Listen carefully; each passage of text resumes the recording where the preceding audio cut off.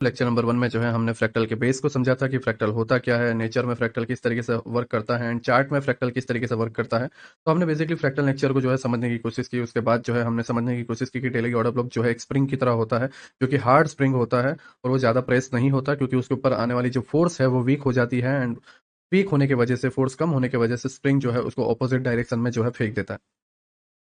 Now उसने देखा कि प्राइस के अंदर डिस्प्लेसमेंट आ जाता है, मीन्स डेली टाइम फ्रेम में स्प्रिंग की वजह से जो है प्राइस ऊपर की तरफ फिक जाता है, ठीक है, ऊपर की तरफ चला जाता है। तो उसके बाद जो है एक पुल बैक आता है। वो पुल बैक आता है लिक्विडिटी कलेक्ट करने के लिए, जिससे प्राइस जो है और ऊपर जा सके या कंटिन्यू मुंह दे सके, ठीक है। अगर मैं इसको चार्ट में एक्सप्लेन करूं तो आप इसको इस तरीके से समझ सकते हो कि प्राइस जो है एक रेंज में है, फिर वो नीचे की तरफ आता है पीओआई को टैप करने के लिए, और वो पीओआई कुछ इस तरीके से पीओआई के रेंज में एंटर होते ही वो ज़्यादा नहीं दबता है और प्राइस को ऑपोजिट डायरेक्शन में जो है फेंक देता है। अब ये फोर्स जो ऊपर से नीचे आ रही थी, वो फोर्स काफ़ी वीक हो गई थी ऑर्डर ब्लॉक तक आते आते, एंड ऑर्डर ब्लॉक के अंदर जो स्ट्रेंथ थी उसने प्राइस को जो है अपसाइड में फेंक दिया, ठीक है, अपसाइड में जो है सेंड कर दिया, ठीक है, जो भी आप कहना चाहो। तो नीचे की जो फोर्स थी वो ज़्यादा थी, उसकी वजह से प्राइस जो है ऑपोजिट डायरेक्शन में मूव करना स्टार्ट कर चुका है। अब जब ये मूव करना स्टार्ट कर देता है उसके बाद जो है प्राइस नीचे की तरफ पुल बैक देता है, इसलिए क्योंकि वो और लिक्विडिटी कलेक्ट करे एंड फिर प्राइस कंटिन्यू मूव दे। तो लेक्चर नंबर 1 में हमने डिस्प्लेसमेंट को समझा, डिस्प्लेसमेंट को कैप्चर करने का प्रोसेस समझा। लेक्चर नंबर 2 में हमने पुल बैक को समझा। Now lecture number 3 continuation. अब ये जो एक्सपेंशन है, उसके बाद पुल बैक आना, फिर कंटिन्यू करना, पुल बैक आना, फिर कंटिन्यू, तो ये एक्सपेंशन और ये कंटिन्यूशन जो है, इन दोनों को समझने के लिए या इन दोनों को जो है कैप्चर करने के लिए, जो प्राइस कंटिन्यू मूव करता है अपसाइड में उसको कैप्चर करने के लिए, और ये जो एक्सपेंशन देता है इसको कैप्चर करने के लिए हमें समझना होगा हेली मैग्नेट पॉइंट, ठीक है। हम ये बाद में जाएंगे, क्यों? क्योंकि पहले हम बेसिक एक्सपेंशन को जो है समझ लेते हैं एंड उसके बाद जो है हम थोड़ा ऐसे पार्ट में जाएंगे जो थोड़ा टफ होगा, जिसके अंदर जो है हम डेली सर्वाइव कर पाएँ एंड उसके बाद जो है हम मैग्नेट पॉइंट को जो है छेड़ेंगे। नाउ अगर हम देखें, प्राइस अभी फिलहाल डेली टाइम फ्रेम के पीओआई पर है, इस जगह पर 4 आवर में अगर हम रिफाइन करें प्राइस को, मिटिगेशन ब्लॉक एंड ये अब आपको पता है, अगर आपने लेक्चर 1 देखा होगा तो हमने क्यों इसको लिया है, क्योंकि ऑर्डर ब्लॉक के अंदर है, स्प्रिंग की वजह से ज़्यादा प्रेस नहीं होगा, साथ ही साथ ये डबल पीडीआर है। ओके, तो ये पावरफुल पीओआई है। नाउ प्राइस नीचे आया, लिक्विडिटी ली और नीचे आया, लिक्विडिटी ली और नीचे आया, लिक्विडिटी हल्की सी ली और नीचे आया। नाउ ये ऊपर जाएगा। तो पीछे क्या कर रहा था, ऊपर इसलिए जा रहा था जिससे लिक्विडिटी ले और नीचे आए, लेकिन अब ये ओवरऑल ऊपर जाना चाह रहा है। तो उसके लिए लिक्विडिटी पार्ट कौन सा बोला जाएगा, ऊपर जाने वाले को? नहीं, लिक्विडिटी पार्ट ये होगा, ऊपर गया वो मूव होगा उसका रिजल्ट, एंड फिर लिक्विडिटी कलेक्ट करेगा और फिर और ऊपर जाएगा। तो ये जो लिक्विडिटी कलेक्ट करने आएगा, इस मूव को हम पुल बैक बोलते हैं, जिसको हमने समझने की कोशिश की एंड उसके बाद ये कंटिन्यूएशन को जो है हम समझें। ओके, अभी फिलहाल जो है प्राइस, ये जो लिक्विडिटी थी उसकी वजह से प्राइस अपसाइड गया, ठीक है, पीओई को टैप करते हुए। नाउ पुल बैक,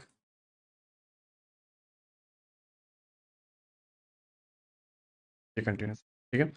हम एक कंटिन्यूएशन पैटर्न को नहीं समझने वाले, हम बहुत सारे कैंडल्स को जो है समझने वाले, कम से कम जो है हम ये एक कंटिन्यू, फिर second, third, fourth, fifth, six, हम कहाँ तक जाएंगे, इस जगह तक। हर डे को जो है हम डेप्थ में स्टडी करेंगे एंड फिर हम इसको समझेंगे कि किस तरीके से जो है हम कंटिन्यू पैटर्न को जो है कैप्चर कर सकते हैं। ओके, नाउ यहाँ पर ध्यान से देखना, वो ये है कि प्राइस अलग अलग तरीके से मूव करता है हर बार। यहाँ पर डेली टाइम फ्रेम का पीओआई था, तो उसको टैप करने के बाद प्राइस ऑल टाइम हाई की तरफ गया। ये प्राइस के एक मूव करने का तरीका है। लेकिन दूसरे भी एक टाइम पीरियड आता है जहां पर प्राइस कुछ अलग तरीके से मूव करता है। अगर मैं आपको बताऊं तो यहाँ पर देखो, डेली टाइम फ्रेम पर ये एक पीओवाई टैप अपसाइड एंड फिर डाउन साइड आ गया। ओके,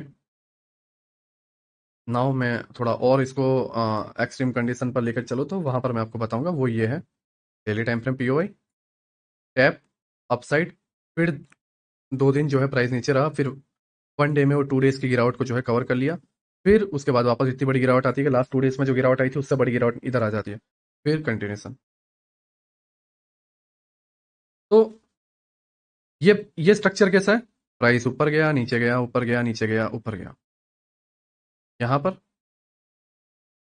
प्राइस ऊपर, पुल बैक, ऊपर, पुल बैक, ऊपर, ऊपर, ऊपर, ऊपर।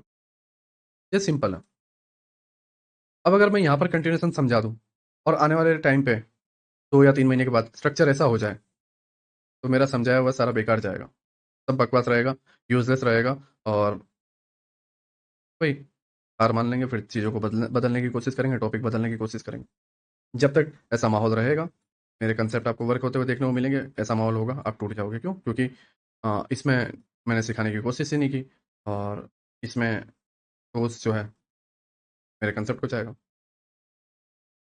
ओके, तो हम दोनों कंडीशन को लेंगे, कंटिन्यूशन, कंटिन्यूशन और 3 डेज का पुल बैक, कंटिन्यूशन। 3 डेज का पुल बैक क्या होता है? मतलब आ, तो कुछ टेम्पररी टाइम पीरियड के लिए जो है बायस थोड़े अलग हो जाते हैं। ओवरऑल मेन पीओवाई से प्राइस नीचे की तरफ है, टारगेट नीचे का है, लेकिन इसके बीच में कुछ टाइम के लिए, कुछ दिनों के लिए, टाइम मतलब दिनों के लिए, इसके अंदर टाइम का मतलब है दिन, मिनट्स के टाइम नहीं, 1 आवर्स के टाइम नहीं, दिनों के लिए प्राइस टेम्पररी बुलिस बन जाता है। तो अब इसके अंदर टेम्पररी अगर बुलिस बन जाता है, तो इसमें कंटिन्यूशन पैटर्न कहाँ पर है जहाँ पर हम हमें ये सीखने की जरूरत है। ओके, ओवरऑल बायस तो नीचे है, तो नीलेश भाई आप नीचे के बारे में समझाओ। ऐसा नहीं है, देखो दिन जब बदलेंगे तो आपको एहसास होगा। ध्यान से देखना मैं क्या कहने की कोशिश कर। ये डे ऊपर के लिए गया, पुल बैक, कंटिन्यूशन। तो इस दिन में कंटिन्यूशन कैसे कैप्चर करें? जैसे कि ये पुल बैक, टैप, कंटिन्यूशन, देखो displacement, pull back, continuation same.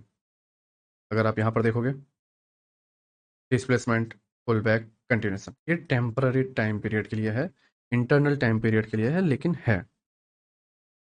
आप समझने की कोशिश करो, छोटा स्ट्रक्चर ही है लेकिन है। अगर आप यहाँ पर भी देखने की कोशिश करोगे, तो यहाँ पर आप ध्यान से देखना, प्राइस जो है नीचे आया,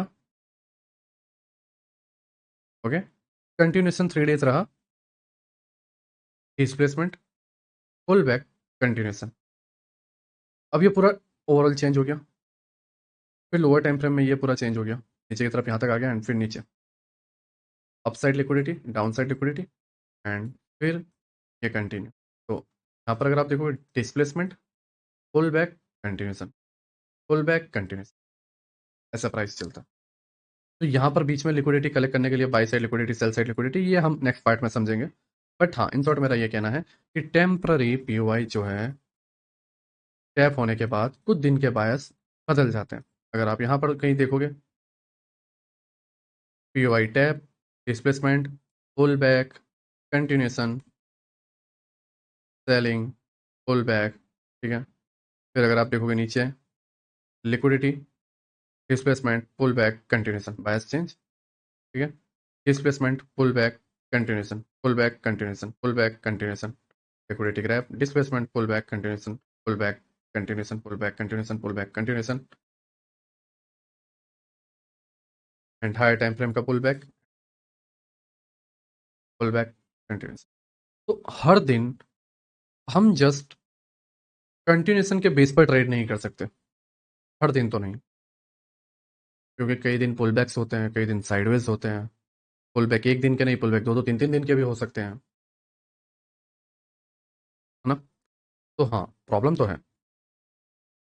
आप अगर देखोगे इसके अंदर, तो जस्ट कंटिन्यूशन समझने से सॉल्यूशन नहीं मिलता। तो हमें क्या करना होगा? हमें स्ट्रक्चर को समझना होगा, और उसके बाद मैग्नेट पॉइंट पे ध्यान देना होगा। समझ रहे हो मैं क्या कह रहा हूँ? मैग्नेट पॉइंट, आपका डेली मैग्नेट पॉइंट कहाँ पर है, और वो प्राइस से जो है आपको बाई या सेल करना डिपेंड करता है, वो मैग्नेट पॉइंट आपका सेलिंग का है या मैग्नेट पॉइंट आपका बाइंग का है। मैग्नेट पॉइंट आने से पहले हम समझेंगे कि पुल बैक क्या है। ये तो पहले पुल बैक को हम समझ, मैग्नेट पॉइंट को भी साइड में रखते हैं, पहले पुल बैक पे चलते हैं। देखो सिंपली होता क्या है, जब पुल बैक आता है, पुल बैक आया, तो पुल बैक, कंटिन्यूशन आने से पहले हमेशा पुल बैक आता है, हमेशा पुल बैक आता है। अगर आप देखोगे continuation, pull back, pull back के बाद फिर कंटिन्यूएशन आया, पुल बैक, फिर कंटिन्यूएशन, कंटिन्यूएशन के पहले पुल बैक आ रहा है, कंटिन्यूएशन के पहले पुल बैक आ रहा है, कंटिन्यूएशन के पहले पुल बैक आ रहा है। ओके?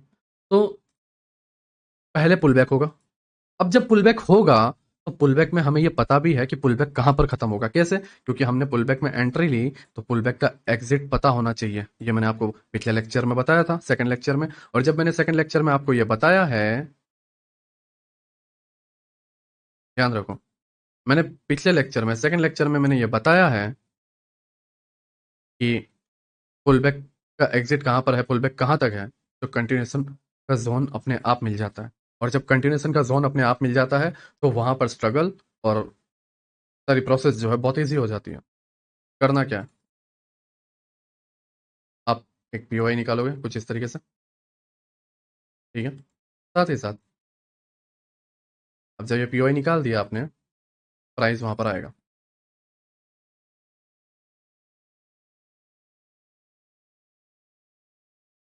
तो नीचे आने दो,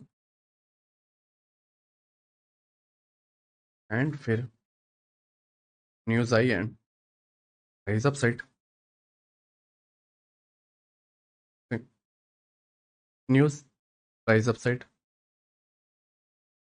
तो कंटिन्यूएशन के लिए आपको नीड है सेकंड लेक्चर को समझने की, पुल बैक को। और जब आप पुल बैक समझ लेते हो, आपको पता होता है कि पुल बैक का जोन कहाँ पर खत्म होने वाला है, या पुल बैक की जो रेस है वो कहाँ पर खत्म होने वाली है, वहां से शुरू होती है कंटिन्यूएशन की रेस। तो कंटिन्यूएशन को समझने के लिए या एक्सपेंशन को समझने के लिए आपको पुल बैक को स्ट्रॉन्ग करना जरूरी है, पुल बैक को समझना जरूरी है। मतलब आप जब स्ट्रक्चर को देख रहे हो तो आपको ये पता होना चाहिए कि चार्ट में अभी पुल बैक हो रहा है या कंटिन्यूएशन हो चुका है और वो कंटिन्यू हो रहा है।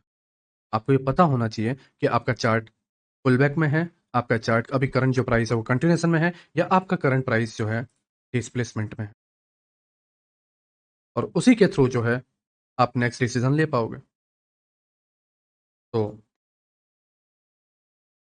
करंट चार्ट डिस्प्लेसमेंट में है, पुल बैक में है, या कंटिन्यूएशन में। अगर पुल बैक में है तो कंटिन्यूएशन के लिए रेडी होंगे। अगर डिस्प्लेसमेंट में है, डिस्प्लेसमेंट हो चुका है और रनिंग में है, तो पुल बैक के लिए रेडी होंगे। और पुल बैक है, ये कंटिन्यूएशन, और कंटिन्यूएशन है तो फिर पुल बैक या तो रिवर्सल। ये डिपेंड करता है कि बायस नीचे के हैं या नहीं। नाउ एकदम सिंपल है, सेकंड लेक्चर के साथ आपका थर्ड लेक्चर जुड़ा हुआ है। मैंने आपको पहले ही बताया था कि ये चेन ऐसी है कि आप किसी भी एक लेक्चर के अंदर वीक बनते हो, आप नेक्स्ट लेक्चर में अपने आप फेल हो जाओगे और आप ट्रेडिंग के अंदर जो है कुछ भी नहीं कर पाओगे। आपके लिए जो है वो सारी प्रोसेस या वो सारी चीज़ें जो है काफ़ी टफ हो जाएंगी, काफ़ी ज़्यादा टफ हो जाएंगी। नाउ ये एक सिंपल था, ठीक है। तो जब डेली पीवाई से डिस्प्लेसमेंट होता है, डिस्प्लेसमेंट के बाद एक पुलबैक होता है, पुलबैक में लास्ट जोन मिलता है जो कि 4 आवर या 1 आवर का लास्ट पीवाई होता है, उस पीवाई से बाय कर देना। ये कंटिन्यूएशन या ये एक्सपेंशन इतना इजी होता है क्योंकि हमें पता होता है कि डेली पीवाई कहाँ पर है, वहां से डिस्प्लेसमेंट कहाँ से हुआ, उस डिस्प्लेसमेंट के अंदर 4 आवर का लास्ट पीवाई यही है और ऊपर की लिक्विडिटी हंट होना बाकी। हाँ, अब इसमें ये पार्ट भी समझना है कि आपके ऊपर की लिक्विडिटी कहाँ तक है, क्योंकि याद रहे, क्या पता डिस्प्लेसमेंट ने ही लिक्विडिटी डन कर दी और प्राइस ओवरऑल नीचे जाना चाहता है, तो फिर आप क्या ही यहां से बाय करोगे, आप ट्रैप हो गए। आपने समझा मैं क्या कहने की कोशिश की? प्राइस ने डिस्प्लेसमेंट दे दिया, लेकिन डिस्प्लेसमेंट होते टाइम आपने पुल बैक कैप्चर करने की कोशिश की और मे बी आप पुल बैक कैप्चर करने में सक्सेसफुल हो गए, लेकिन आपने ये नोटिस किया कि डिस्प्लेसमेंट ने टारगेट डन किया है या नहीं। टारगेट डन होना बाकी है और डिस्प्लेसमेंट होने के बाद पुल बैक आ गया, तो फिर सीधी सी बात है कंटिन्यूएशन होगा कहां तक, टारगेट तक। मैं सही हूं? क्योंकि टारगेट बाकी होगा तभी तो कंटिन्यूएशन आएगा। टारगेट डन हो चुका है तो फिर पुल बैक नहीं आएगा। पुल बैक हो कैसे कंटिन्यूएशन? पुल बैक तब आता है जब प्राइस को और कंटिन्यू करना होता है एक डायरेक्शन में, फिर पुल बैक नहीं आएगा, फिर आएगा रिवर्सल, क्योंकि अब इसको कंटिन्यू नहीं करना, और रिवर्सल के बाद आएगा फिर पुल बैक। ध्यान रहे, प्राइस को अगर कंटिन्यू करना है तो पुल बैक आएगा और फिर कंटिन्यू आएगा, बट प्राइस को कंटिन्यू नहीं करना है तो ये जो नेगेटिव मूव आता है या ये इस तरीके से पॉजिटिव मूव आता है, तो वो पुल बैक का साइन नहीं होता, वो होता है रिवर्सल, और रिवर्सल के बाद आता है पुल बैक और फिर सेलिंग के पीओआई से कंटिन्यू। और ये बाइंग से पुल बैक आया, ये बाइंग से रिवर्सल आया, तो pull back, POI tap and continues. याद रहे, अगर प्राइस रिवर्स हुआ है तो रिवर्स के बाद पुल बैक आएगा, रिवर्स को ही पुल बैक मत मान लेना। मान लो यहाँ पर एक पीओआई है, देखो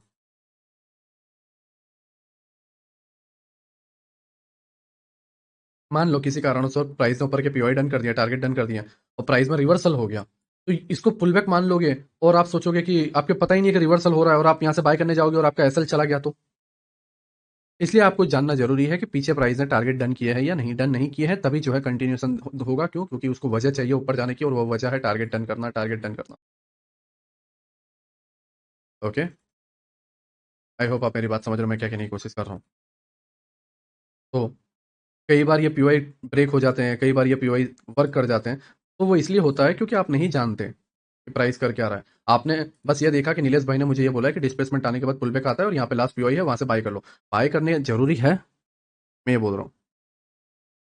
अगर टारगेट डन हो गया तो, टारगेट डन नहीं हुआ है तो डेफिनेटली आपको जाना है। नहीं तो होगा क्या, टारगेट डन हो चुके होंगे और आपको यहाँ से सेल करना होगा, तो आप बाय कर बैठोगे।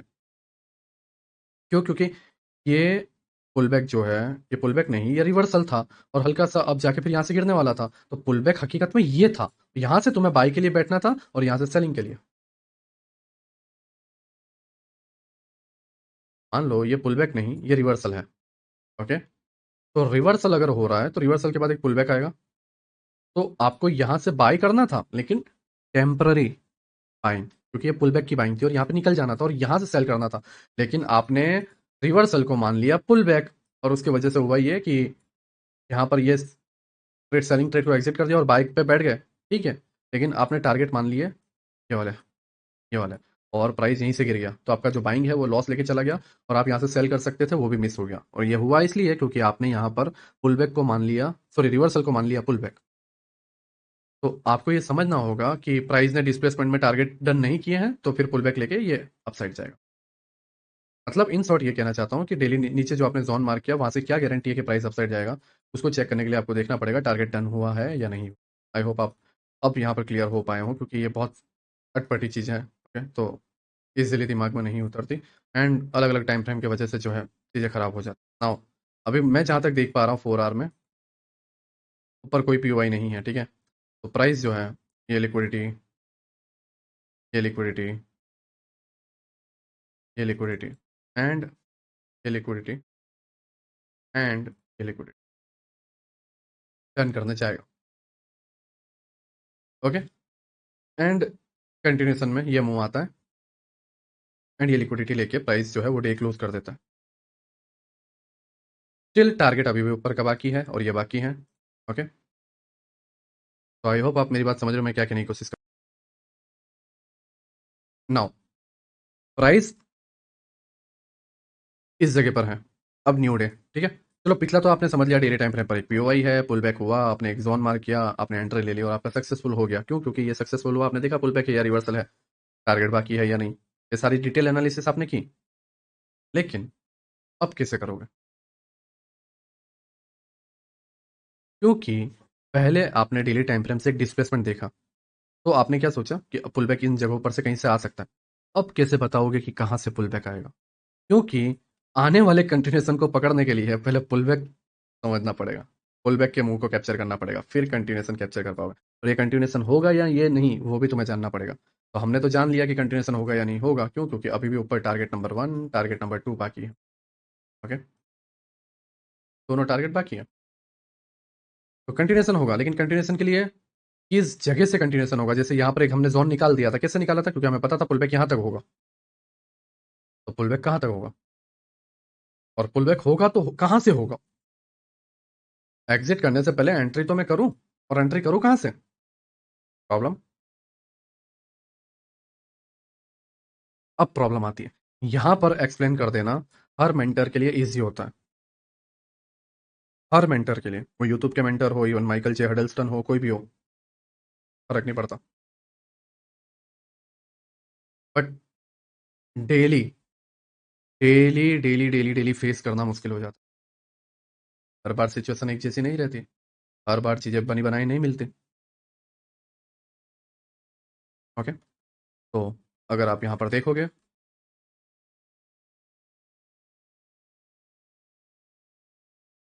डेली टाइम फ्रेम, हमने ये देखा कि 4 आवर के अंदर, मतलब 1 आवर के अंदर यहाँ पे एंट्री ली, न्यूज़ आई और ये लिक्विडिटी पॉइंट के नीचे जो है प्राइस क्लोज हो गया लिक्विडिटी ग्रैब करके, है ना।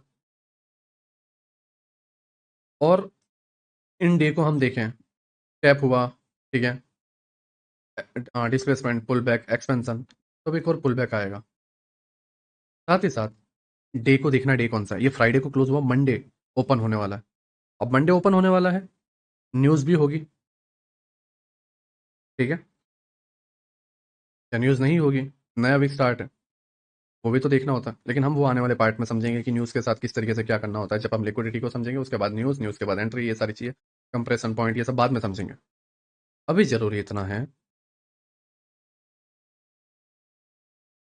कंटिन्यूएशन के अंदर अभी पहले पुल बैक कैसे पहचाना, क्योंकि पिछला केस तो बहुत इजीली समझ लिया, लेकिन अब ये टफ वाला पुल बैक और टफ वाला कंटिन्यूएशन समझ। अब हमारे पास हिंट के तौर पे जब हम पूछते हैं ना कि कोई सवाल हमसे पूछता है, हमें सवाल का आंसर नहीं आता, तो हम बोलते हैं भाई थोड़ी हिंट देना, उसके थ्रू जो है हम पकड़ने की कोशिश करते हैं कि आंसर क्या हो सकता है। अब यहाँ पर आंसर क्या है नहीं जानते, तो हिंट, हिंट के तौर पे ये है, डेली टाइम फ्रेम पर ये स्विंग था, उसकी लिक्विडिटी लेके क्लोज हुआ है। साथ ही साथ अगर 1 आवर पे हम देखें तो उसकी लिक्विडिटी लेके ये क्लोज हुआ है। ओके, तो हाँ, हमारे पास यही है कि लिक्विडिटी ग्रैब हुई है। दूसरा, वीकेंड था, मंडे ओपन होने वाला है, तो मंडे प्राइस नीचे आएगा। क्यों? क्योंकि यहाँ पर लिक्विडिटी ग्रैब हुई है, लेकिन स्टिल हम श्योर नहीं हैं, तो क्या किया जाए? सीधी सी चीज, लोअर टाइम फ्रेम पर आओ और देखो कि डेली टाइम फ्रेम का हाई ये है, पिछले पिछले डे का, प्रीवियस डे के हाई को मैं कलर दे रहा हूँ रेड, प्रीवियस डे का हाई, ठीक है, मतलब न्यू डे स्टार्ट होने वाला है, तो ये डे जो है प्रीवियस डे हो गया, फ्राइडे का हाई। अभी हम मंडे को ट्रेड करने वाले हैं, तो फ्राइडे का हाई प्राइस अगर इसकी लिक्विडिटी ग्रैब करेगा तो मैं ट्रेड लूंगा, अगर एशिया ओपन होने से पहले ये होता है तो सेलिंग का ट्रेड लूंगा एशिया में। नहीं तो डायरेक्ट ही एशिया हो रहा है, तो उसके हिसाब से मैं जो है सेलिंग का कोई पीवाई ढूंढ के ट्रेड लूंगा। टारगेट दो है, पॉइंट 1 ये, पॉइंट 2 ये। ओके, मिटिगेशन ब्लॉक से लेके ब्रेकर ब्लॉक से लेके जो कुछ भी है, ठीक है, वो एक टारगेट। दूसरा टारगेट है हमारे पास लास्ट वाला पीवाई, लेकिन जिसके चांसेस कम लग रहे हैं, और वो चांसेस कम लगने का रीज़न है एक बड़ा डिस्प्लेसमेंट के बाद, पुलबैक के बाद कंटिन्यूशन आना। तो इस केस में प्राइस जो है पूरी बाइंग की रिकवरी जो है, मतलब बाइंग जो आई है उसके नीचे पूरा रिकवर कर लेना, नीचे की तरफ आ जाना, ये बहुत मुमकिन होता है, बहुत बहुत बहुत रेयर होता है, सॉरी, ये बहुत रेयर होता है। दूसरा, लेकिन हम इस बेस पे तो हम एनालिसिस नहीं कर सकते कि बहुत रेयर होता है तो क्या होता, तो है, इस बेस पर भी हम एनालिसिस नहीं कर सकते। तो एनालिसिस की किस बेस पे जाए? लिक्विडिटी क्रैप हुई है, प्रीवियस डे हाई है, नेक्स्ट डे स्टार्ट होने वाला है, नेक्स्ट डे स्टार्ट होते ही जो है प्राइस वो कहाँ तक जाना है, क्योंकि हम एंट्री के लिए तो देख लेंगे कि चलो इसकी लिक्विडिटी हाई ग्रैप करे या फिर ओपन होते ही गिरना स्टार्ट कर दे, तो वहां कहीं पे हम सेलिंग की एंट्री ले लेंगे, लेकिन जाएगा कहाँ तक? स्टार्टिंग में हम टेम्पररी टारगेट रखते हैं ये। अब मैं तुम्हें एक सही तरीका, एक सही स्ट्रेटेजी देता हूँ ट्रेड करने का। पहली मेंटेलिटी ये है कि इसको साफ कर दो कि डेली ट्रेड करना है। प्लीज, प्लीज मेरी बात समझ लेना, मेरी बात सुन लेना, उसके बाद तुम अपनी बातों को जैसा चाहे वैसे रखने की कोशिश करो, लेकिन प्लीज मेरे बात को समझ लो, डेली ट्रेड मत करो, चीजों को समझो कैसे। देखो, दो चीज है, पता तो है कि प्राइस ऊपर जाएगा और यहाँ पर जाएगा, ठीक है, लेकिन पहले हमें पुल बैक चाहिए। पुल बैक क्यों चाहिए? पॉइंट नंबर 1, पुल बैक इसलिए चाहिए क्योंकि पुल बैक में हम एंट्री कर सकें, और दूसरा पुल बैक कहाँ तक जाएगा वो टारगेट पता कर सके, और उस टारगेट के थ्रू कंटिन्यूएशन की एंट्री ले सके और यहाँ तक पहुंच पाए। फिर pull back, continuation, sorry pull back और फिर ये कंटिन्यूएशन, ये कंटिन्यूएशन पॉइंट हमें ढूंढना है। अब या तो तुम ईगो में आओ, ठीक है, ये एक्सेप्ट किया बिना कि तुम ज़्यादा नहीं जानते, और तुम जो है इसको भी कैप्चर करने की कोशिश करो, ये और ये भी खो दो, एक गैम्बलिंग करो, ठीक है, पुल बैक भी कैप्चर करने की कोशिश करो, टारगेट ये माना था, यहीं से प्राइस चला गया, तो आप गैम्बलिंग कर रहा हूँ। अब किया क्या जाए? कभी कभी छोटे मुंह को छोड़ देना होता है बड़े शिकार को पकड़ने के लिए। ये रियलिटी है और इसे दिमाग में बैठा देना।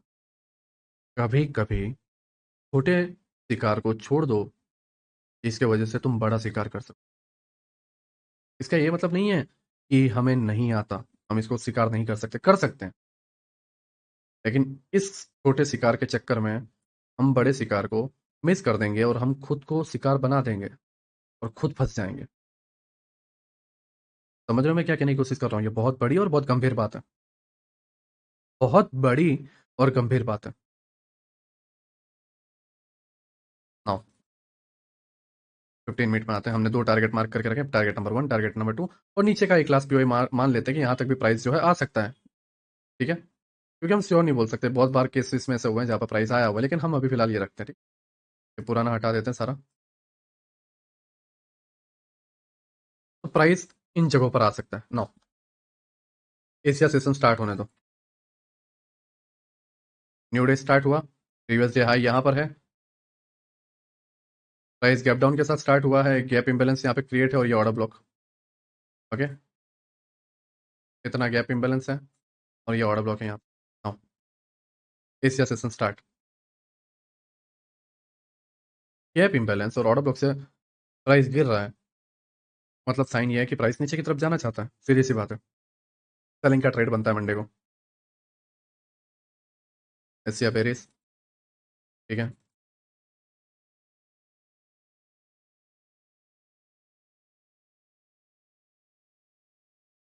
लंदन ओपन हुआ, लंदन एशिया के लास्ट पे वही से डाउन साइड। अब न्यूयॉर्क बचा है। ठीक है, हम थोड़ा इसको स्पीड में करते हैं, टाइम फ्रेम बढ़ा के। न्यूयॉर्क अप साइड जाता है। ओके, एंड डे को हम क्लोज करते हैं। यहाँ पर ध्यान से, प्राइस जो है स्टिल टारगेट नंबर 1 या टारगेट नंबर 2 पर नहीं पहुंची। और अगर हम देखें डे कहाँ पर क्लोज हो रहा है, 2 मिनट इस जगह पे, डेली टाइम फ्रेम।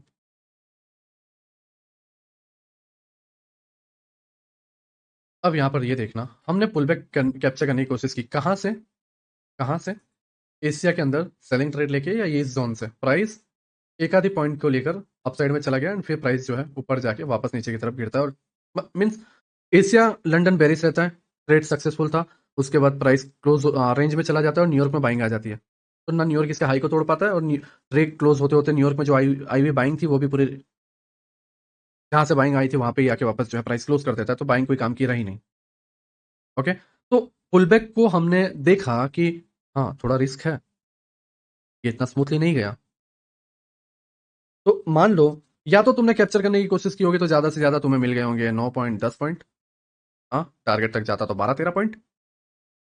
चलो ठीक है, अब हमने पुल बैक को होने दिया और जो सिर्फ देखते रह गए तो उन्होंने देखा कि 9-10 पॉइंट में क्या ही कर लेते, चलो छोड़ देते हैं। लेकिन अब ये डे क्लोज होते ही हमें पता चला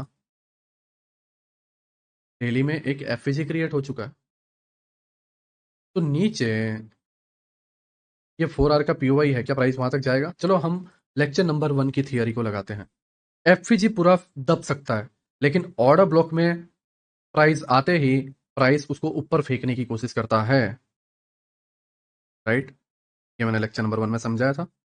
और उसके अंदर भी जरूरी यह है कि यहाँ का पीओआई एफवीजी के साथ ओवरलैप हो तभी। अगर बेसिक ऑर्डर ब्लॉक है तो प्राइस 110% है कि प्राइस यहाँ पर आएगा। तो यहाँ पर पीओआई होने का मतलब ये नहीं है कि प्राइस इसको टैप करके और ऑर्डर ब्लॉक की रेंज स्टार्ट हो गई है तो भेज भेज देगा, नहीं। ऐसे देखने जाओगे तो बहुत बार ट्रैप हो जाओगे। ऑर्डर ब्लॉक की रेंज यहाँ से स्टार्ट हो रही है, लेकिन क्या यहाँ पर नॉर्मल ऑर्डर ब्लॉक है? नहीं। तो यहाँ पर है क्या?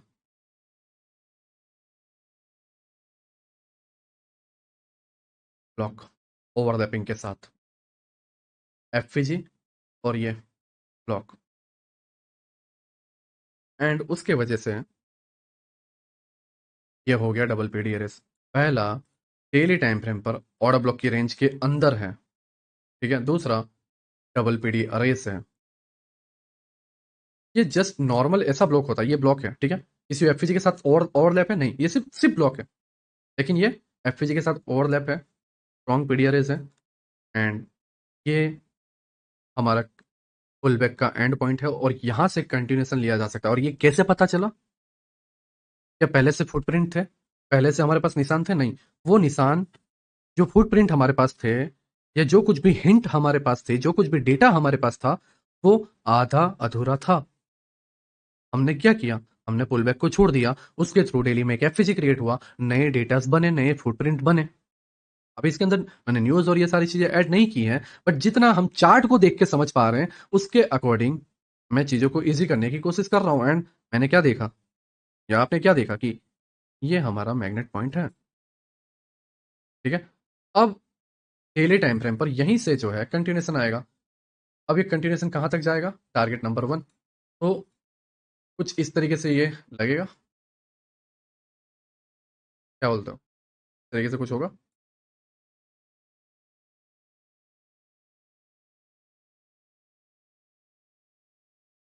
टैप, बूम, पहला टारगेट डन। अब ये एशिया था, एशिया के अंदर 1 आवर का पीओआई बना है, ये वाला ऑर्डर ब्लॉक एंड ये एफईजी वगैरह। इसके अंदर एंट्री लेते हैं, लंदन एंड न्यूयॉर्क को कैप्चर करने की कोशिश करते हैं, और टारगेट क्या रखेंगे?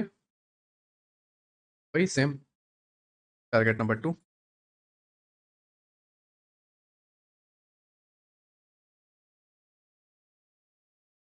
ठीक है, एंड नया डे स्टार्ट हुआ, नया एशिया। अब हमें इतना तो पता है कि बॉटम से हाई तक के लिए, मैं सारे टूल हटा रहा हूँ 2 मिनट के लिए, ठीक है, थोड़ा दिखने में कूल लगता है लेकिन इसको हटाओ। ये एक पीओआई था, टैप हुआ, और ध्यान से समझते हैं, कंटिन्यूएशन आने वाला था इस जगह से, हमने ये पॉइंट फाइंड किया, कंटिन्यूएशन आया, पुल बैक, फिर कंटिन्यूएशन कहां से आने वाला था? इस जगह से, नया कंटिन्यूएशन पॉइंट फाइंड किया, नया एशिया, नया दिन, तो नया कंटिन्यूएशन कहां तक? ये टारगेट तक। तो कंटिन्यूएशन कहां से आएगा? बॉटम से लेके हाई में जो लास्ट पीओआई रह गया है टैप होना, वहां से। ये पीओआई टैप रहना रह गया है, लगाओ नया टूल।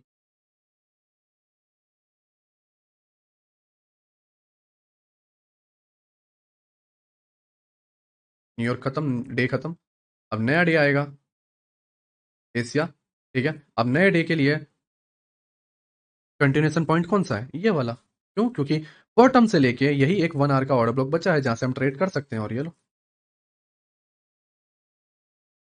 Target done. हमने कुछ सेक्रीफाइस किया, पॉइंट निकाला, उस पॉइंट के थ्रू नया पॉइंट, नया पॉइंट, नया पॉइंट मिलता ही गया, और पुल बैक के थ्रू हमने पता लगाया कि पॉइंट कहाँ पर है, और खास करके टारगेट पता होना चाहिए कि कहाँ तक जाएगा। अब एक नया टारगेट ऊपर का बाकी है, ओके। अब अगर हम देखें, प्राइस चल रहा है, ठीक है, एशिया बना, लंदन, न्यूयॉर्क, तो 4 आवर। अब आप देखोगे कि 1 आवर के पीओआई देखते गए, लेकिन धीरे धीरे ऊपर के टाइम फ्रेम पे तो पीओआई बनता है, और 4 आवर में गए, सिर्फ यही एक 4 आवर का पीओआई टैप होना बाकी था, और ये लो, continuation point tap and boom, पूरा न्यूयॉर्क कैप्चर, लंदन कैप्चर।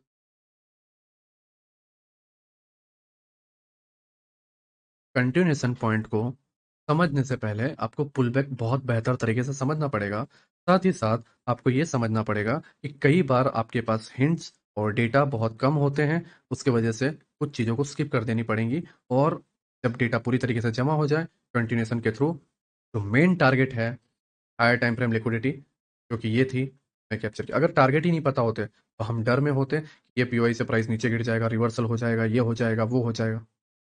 बिल्कुल, ये होगा। और ये क्यों होगा? समझ रहे हो मैं क्या कह रहा हूँ? ये क्यों होगा? क्योंकि हमारे पास डेटा कम है, टोन कम है, की वजह से। तो बहुत से रीजन है जिसके वजह से जो है हम ट्रैप हो सकते हैं। नाउ, प्राइस जो है कई बार ऑल टाइम हाई पे होती है, जैसे कि अब यहाँ पर होगी। मैं सारी चीज़ों को कट कर देता हूँ, डेली टाइम फ्रेम। अब ये प्राइस ऑल टाइम हाई पर जाना चाहती है, और कैंडल्स भी इस तरीके के बन रहे हैं। अब डेली टाइम फ्रेम पर देखोगे, यहाँ पर ऑर्डर ब्लॉक एंड एफवीजी है। अब हम क्या देखेंगे? ओ, ऑर्डर ब्लॉक और एफवीजी सारे पीओआई टैप हो चुके हैं, यही बाकी है, प्राइस नीचे टैप होने आएगा और भाग जाएगा। मैं बोलता हूँ नहीं आएगा, देख लो, देख लो, नहीं आया। एक टाइम के बाद यहाँ पे डिस्टेंस बनना स्टार्ट हो जाता है, और उसका मेन रीजन है वीकली टाइम फ्रेम पे पीओआई क्रिएट करने के लिए। अगर ये नहीं भागता तो वीकली टाइम फ्रेम पर ये आपका ऑर्डर ब्लॉक नहीं बन पाता।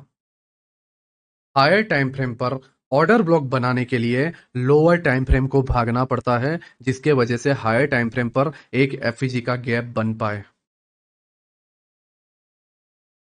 ग्वाडियर कार्टेल के 1 से 15 लेक्चर्स मैंने अपलोड कर रखे हैं।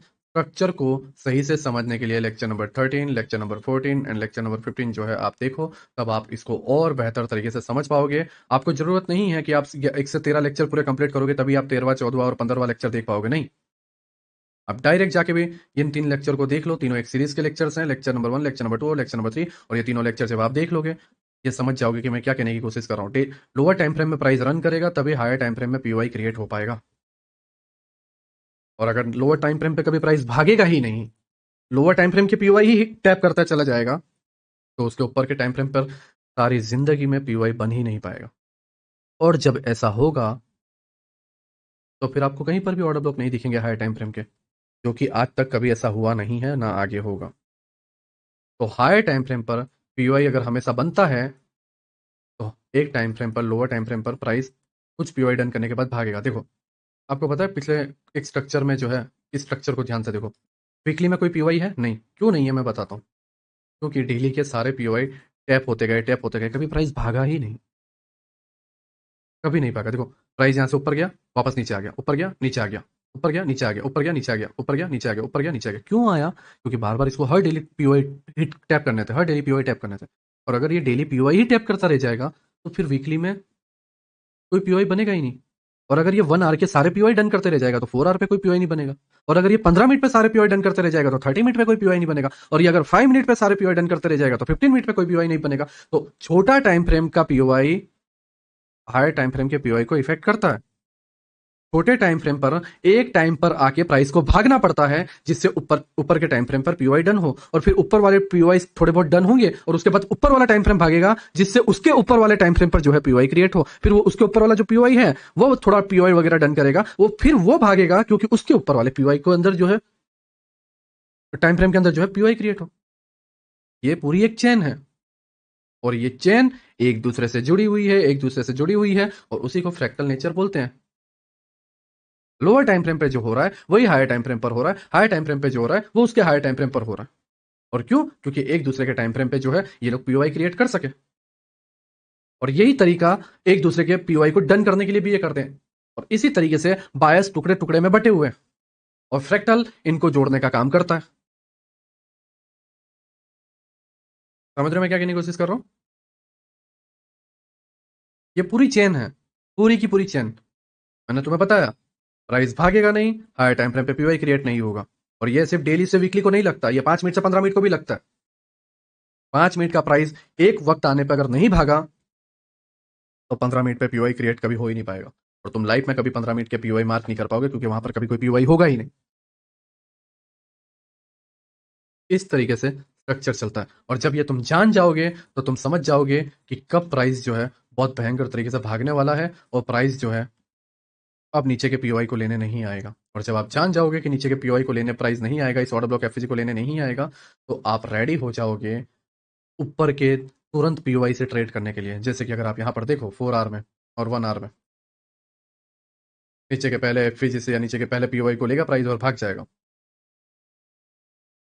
पहला FG, Asia done, London, New York, ठीक है। नया एशिया स्टार्ट हुआ, न्यूयॉर्क का 1 आवर का पीओआई टैप एंड कंटिन्यूस, ठीक है। लंदन, न्यूयॉर्क, ये सारी चीज़ें हुई, न्यूयॉर्क भागा इस जगह पर, जैसा मैंने बताया था, न्यूयॉर्क का ये 1 आवर का पीओआई टैप और भागा।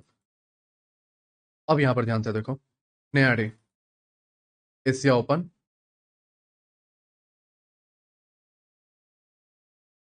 प्राइस अपसाइड, पहले पीओआई से ही प्राइस जस्ट अपसाइड। एशिया, यहाँ पर जो पीओआई क्रिएट किया था वो टैप अपसाइड, एशिया के अंदर जो पीओआई क्रिएट हुआ लंदन के पहले उसने टैप किया अपसाइड, न्यूयॉर्क अपसाइड। हर बार क्या हो रहा है? पिछले कैंडल के स्टार्टिंग के स्ट्रक्चर को टैप करके ही भाग रहा है, पिछले कैंडल के स्टार्टिंग के स्ट्रक्चर को टैप करके ही भाग रहा है, पिछले कैंडल के स्टार्टिंग के स्ट्रक्चर को टैप करके भाग रहा है। और ये कब तक होता रहेगा? जब तक वीकली में अच्छा खासा पीओआई ना बन जाए। और जब पीओआई बन गया उसके बाद जो है, अब ध्यान से देख लो, नेक्स्ट डे पूरा बेरिस बन गया और फिर डेली टाइम फ्रेम के पीओआई को टैप करके अपसाइड में भागने की कोशिश की, फिर नया बेरिस, फिर पीओआई को टैप करके भागने की कोशिश। और जब ऐसा होने लगे तो समझ जाओ कि अब वीकली के ऊपर के टाइम फ्रेम पर भी पीओआई बन रहा है, जो कि है मंथली। और आप देखोगे मंथली टाइम फ्रेम पर ये पूरा मंथ चला, ये नेक्स्ट मंथ पूरा चल रहा है और मंथली टाइम फ्रेम पर बन गया ऑर्डर ब्लॉक। और ये है पूरा फ्रैक्टल नेचर का थियरी, पूरी की पूरी फ्रैक्टल नेचर की एल्गोरिथम। एक टाइम फ्रेम दूसरे टाइम फ्रेम को हेल्प करता है ऑर्डर ब्लॉक और पीओआई बनाने में, और इसी के थ्रू जो है आप समझ सकते हो कि कब और कौन से टाइम फ्रेम पर बड़ा मूव आने वाला है, कब और कौन से टाइम फ्रेम पर जो है प्राइस के बायस जो है शांत रहने वाला। यही एक वजह है, यही एक रीजन है, अगर पूरी ईमानदारी से बोलूँ तो। और ये कोई मेंटर तुम्हें नहीं बताएगा, सिवाय मेरे कोई मेंटर नहीं। इतना डिटेल में आज तक कोई नहीं पहुंच पाया, आज तक नहीं। एंड ये मैं यहाँ पर क्लियर करने की कोशिश कर रहा हूँ, ये मैं यहाँ पर समझाने की कोशिश कर रहा हूँ। और जब इस चीज़ को समझ जाओगे ट्रेडिंग बहुत ईजी हो जाए, बहुत ईजी मीन्स बहुत ईजी। ओके, तो मैंने आपको जो है यहाँ पर कंटिन्यूएशन पैटर्न के जो बेसिक पार्ट है उसको समझाने की कोशिश की, जिसके थ्रू जो है आप ये समझ पाओ कि प्राइस कैसे एक डायरेक्शन में जो है कंटिन्यू करता है पुल बैक के बाद। और साथ ही साथ मैंने यहाँ पर जो है फ्रैक्टल की आपको कुछ झलक भी दिखाई कि एक्चुअल फ्रैक्टल किस तरीके से एक टाइम फ्रेम से दूसरे टाइम फ्रेम को हेल्प करता है। इसी तरीके से इसके अंदर एक पैटर्न और फॉलो होता है, वो है लिक्विडिटी डन करना। लोअर टाइम फ्रेम की लिक्विडिटी हिट होती है, हंट होती है, क्यों? हायर टाइम फ्रेम में लिक्विडिटी बन सके। साथ ही साथ यही पैटर्न ब्लॉक्स में भी डन होता है। लोअर टाइम फ्रेम के बायस डन होते हैं, उसके बाद लोअर टाइम फ्रेम के पीओआई टूटते हैं, क्यों? क्योंकि उसके ऊपर के पीओआई डन हो सके। 5 मिनट का पीओआई बीच में आ रहा है, नीचे 15 मिनट का पीओआई है, 15 मिनट का पीओआई डन होना है तो 5 मिनट के पीओआई को तोड़ना पड़ेगा, मजबूरी है प्राइस की। 15 मिनट का पीओआई है लेकिन नीचे 1 आवर का पीओआई है, तो 1 आवर के पीओआई को टैप होने के लिए 15 मिनट के पीओआई को टूटना पड़ेगा। 15 मिनट का पीओआई टूटता है। और 4 आवर का पीओआई है, 4 आवर के पीओआई को टैप करके प्राइस को जाना है, तो 1 आवर के पीओआई जो बीच में रुकावट बन रहा है उसको टूटना पड़ेगा। और सेम डेली का पीओआई है, वीकली के अंदर एक पीओआई बन रहा है, तो वीकली के पीओआई को प्राइस टैप करने जा रहा है तो डेली के पीओआई को तोड़ना पड़ेगा। और यही वजह है कि आप ऐसे ऑर्डर ब्लॉक्स को सही मान बैठते हो जो टूटने वाले होते हैं। आपको ये समझना पड़ेगा कि उसके ऊपर के टाइम फ्रेम में पीओआई डन होने वाला है, तो नीचे के टाइम फ्रेम का ऑर्डर ब्लॉक का टूटना जरूरी है। और नीचे के टाइम फ्रेम के ऑर्डर ब्लॉक पे अभी फिलहाल बिलीव नहीं करना, क्यों? क्योंकि अब ऊपर के पीओआई की बारी है। और उसी के थ्रू जो है, यही एक टॉपिक, यही एक कंसेप्ट है जो आपको एक्चुअल में बता सकता है कि आपको कौन से पीओआई पे बिलीव करना। ये पीओआई नहीं बताता, ये बताता है कौन सा पीओआई, लॉजिक के साथ। ये बताता है कौन सी लिक्विडिटी, ये बताता है कौन सा टाइम फ्रेम, कब और कैसे। बस इतनी सी बात है। आई होप आप मेरी बात समझने की कोशिश कर रहे हो कि मैं तुम्हें क्या समझाने की कोशिश कर रहा हूँ, मैं तुम्हें क्या एक्सप्लेन करने की कोशिश। ठीक है। नाउ इसके अंदर बहुत सारे स्ट्रक्चर हैं, जिसके अंदर मैंने आपको बता दिया कि ऑल टाइम हाई पर अगर अगर ये जा रहा है, ठीक है, प्राइस अगर ऑल टाइम हाई पर जा रहा है, तो वहां पर आपको वही पहले पीओआई को लेते ही जो है भागना पड़ेगा। लेकिन वहां पर आपको ये ध्यान रखना पड़ेगा कि फर्स्ट लाइन ऑफ डिफेंस जैसे ही टैप हो तो उसके अंदर 1 आवर का पीओआई बन जाए। जैसे कि एशिया में ये पहले पीओआई से भागा तो यहाँ पर एक नया पीओआई बन जाए 1 आवर का। इस एशिया में जो है भागा तो 1 आवर का पीओआई बना, टैप हुआ, अब नया डे जो भी है इसको चलने दो। ठीक है, अब इसके अंदर अगर आप देखोगे एशिया के अंदर 13 मिनट का पीओआई बन गया, तो हायर टाइम फ्रेम पर पीओआई बने तभी आप उस पर बिलीव करो। नहीं तो समटाइम्स क्या होगा मैं आपको बताता हूँ, एशिया बेरिस और आप बाय करने के सोचे थे और लग जाएंगे, क्योंकि कभी कभी एक दिन बीच में ऐसा बेरिस बन जाएगा। क्यों? क्योंकि आप लोगों को लगे कि ऑल टाइम हाई से जो है रिवर्सल आया और नेक्स्ट डे आपको जो है पूरा हैरान कर देगा, इस तरीके से। तो ये पूरी प्रोसेस तुम्हें समझनी पड़ेगी, और जब तुम अपने माइंड को खुला रखोगे और जब आप समझने की कोशिश करोगे, आप इजीली इसको समझ पाओगे। ठीक है। तो लेक्चर नंबर 3 में जो है, हमने अभी बेसिक कंटिन्यूएशन को समझा है, हमारे पास एडवांस कंटिन्यूएशन है, हमारे पास जो है डेली मैग्नेट पॉइंट है। डेली मैग्नेट पॉइंट के अंदर न्यूज़ है, न्यूज़ के साथ साथ जो है लिक्विडिटीज है। देखो, internal, external liquidity, news, daily magnet point, ये सारी चीज़ें मिलाकर एक दिन का परफेक्ट एंट्री बनता है। एक ही सेटअप, एक ही सेटअप, अलग अलग नहीं। ऐसा नहीं कि एक दिन में एशिया में अलग बन गई, नहीं, वो फिर उनका अलग सेटअप है। बट इजीली समझना है चीज़ों को, मिक्स नहीं करना है, चीज़ों को फंसाना नहीं है। तो एक दिन के अंदर एक ही सेटअप, बायस को समझते हुए, फ्रैक्टल को समझते हुए, टाइम को समझते हुए, स्ट्रक्चर को समझते हुए, internal liquidity, external liquidity, news को समझते हुए मैग्नेट पॉइंट फाइंड करना, ये सबसे टफ पार्ट है। क्योंकि वन डे के अंदर कौन सा बॉटम बनेगा या कौन सा हाई बनेगा तुम नहीं जानते, कहाँ बनेगा तुम नहीं जानते, और उस पॉइंट को पकड़ना है, क्योंकि उस बॉटम से पूरा बाइंग कैप्चर किया जा सके, उस बॉटम से पूरा बाइंग कैप्चर किया जा सके, या फिर उस टॉप से पूरी सेलिंग कैप्चर की जा सके, उस टॉप से पूरी सेलिंग कैप्चर की जा सके, टॉप से पूरी सेलिंग कैप्चर की जा सके, बॉटम से पूरी बाइंग कैप्चर की जा सके, बॉटम से पूरी बाइंग कैप्चर। हर तरीके के डेली मैग्नेट पॉइंट अलग अलग बनेंगे, और इसके लिए इसके अंदर के स्ट्रक्चर को समझना पड़ेगा, और उसके लिए चाहिए तुम्हें इंटरनल लिक्विडिटीज। मैं बेसिक ऑर्डर ब्लॉक में जो है साथ साथ में कुछ पॉइंट समझा देता हूँ, उसके बाद नेक्स्ट लेक्चर में हम इस मैग्नेट पॉइंट को समझेंगे। ठीक है, हम इसको नेक्स्ट लेक्चर, लेक्चर नंबर 4 में जो है रखते हैं। लिक्विडिटी के साथ ही अगर मैं इसको एक्सप्लेन कर दूंगा तो बेहतर रहेगा। ठीक है, अगर आप यहाँ पर ध्यान से देखोगे,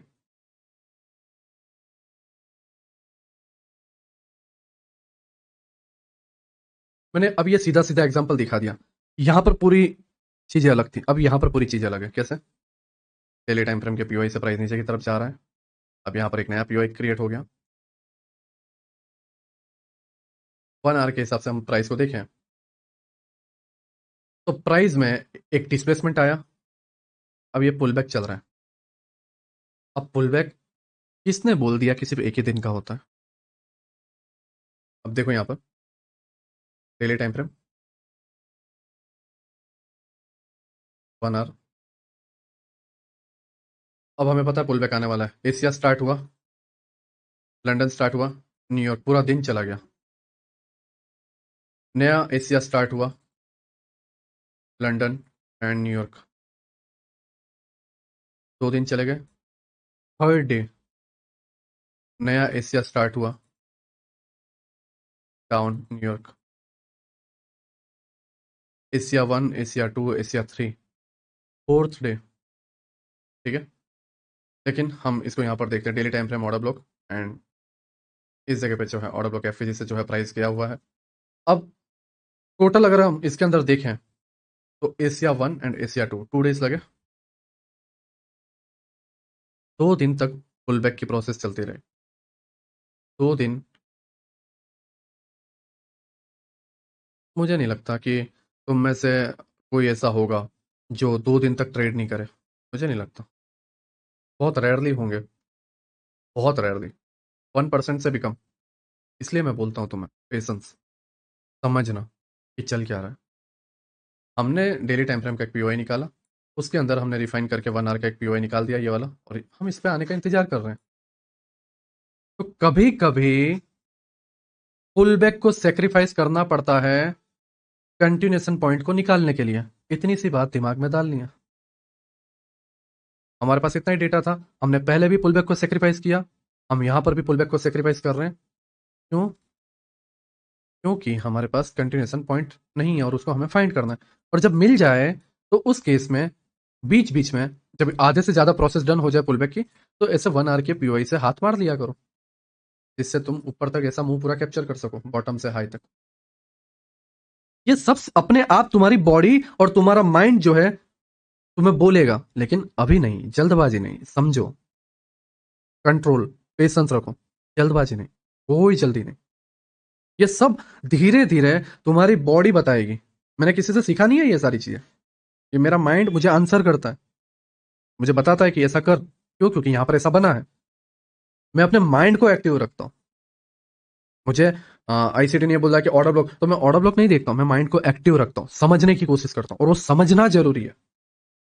समझ रहे हो मैं क्या कह रहा हूँ? समझना जरूरी है, और तुम समझो। ठीक है, तो इसे कहीं पर तुम धीरे धीरे बेनिफिट उठाना स्टार्ट कर दोगे, लेकिन एज अ बिगिनर स्किप कर दो। प्राइस आया कंटिन्यूएशन पे,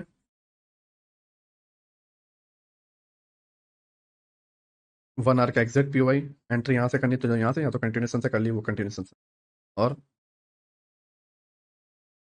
टारगेट डन। फिर पुल बैक, फिर डाउन साइड, कहाँ तक? इस पीओआई तक, टारगेट तक।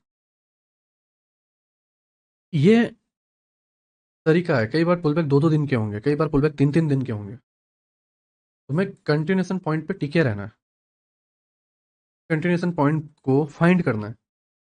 अब यहाँ पर देखो, इस जगह तक टारगेट है, प्राइस चल रहा है, पुल बैक हुआ। अब देखो, ध्यान से देखना, एकदम ध्यान से। 1 आवर के टाइम फ्रेम पर हाई से लेके लो तक कोई पीवाई दिख रहा है? नहीं। कोई पीवाई नहीं, कोई भी नहीं। तो अचानक प्राइस यहां से गिर गया। ओके, ध्यान से देखो, कोई भी पीवाई दिख रहा है? नहीं। तो कहां से सेल कर रहा है? नहीं पता। कंटिन्यूएशन पॉइंट कौन सा है? नहीं पता। टारगेट यहां पर है, लेकिन कंटिन्यूएशन पॉइंट नहीं पता। क्या किया जाए? वेट करो। यही एक आंसर है, वेट करो। वेटिंग हुई, नया पीओआई बन गया।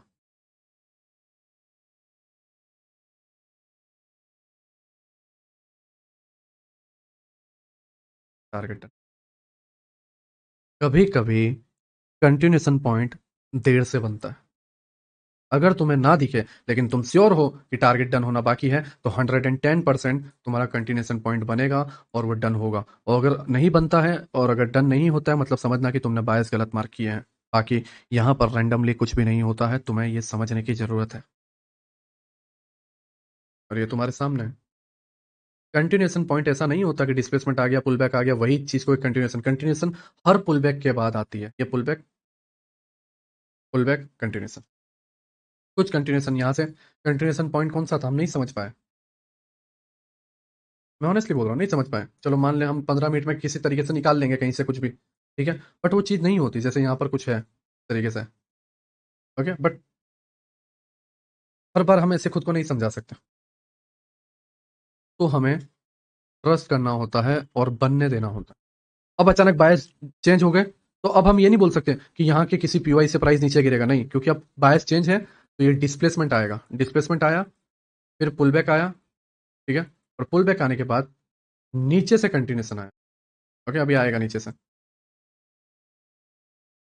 तो अब bias change, continuation point change, direction पता होना चाहिए कि कहां से कहां जा रहा है। पहला, ए पॉइंट से बी पॉइंट कौन सा है। दूसरा, इसके अंदर ए पॉइंट से बी पॉइंट कौन सा है, इंटरनल। ये दोनों को लिंक कर लो, ये दोनों को एक दूसरे के बीच में समझ लो, एंड मैं तुम्हें बोलता हूँ तुम्हारे लिए कंटिन्यूएशन पॉइंट बहुत ईजी हो जाएगा। और ये सारी चीजें बहुत आसान है, बस तुम्हें ये समझना है, टाइम फ्रेम, बस इतना ही। इसके बाहर का कुछ भी नहीं है, बस तुम्हें इतना ही समझना। ओके, नेक्स्ट लेक्चर में जो है हम इंटरनल एक्सटर्नल लिक्विडिटी समझेंगे, डेली मैग्नेट पॉइंट समझेंगे, एंड उसके बाद जो है हम एंट्री पैटर्न्स, कंप्रेशन जोन, ये सारी चीज़ों को जो है हम धीरे धीरे समझने की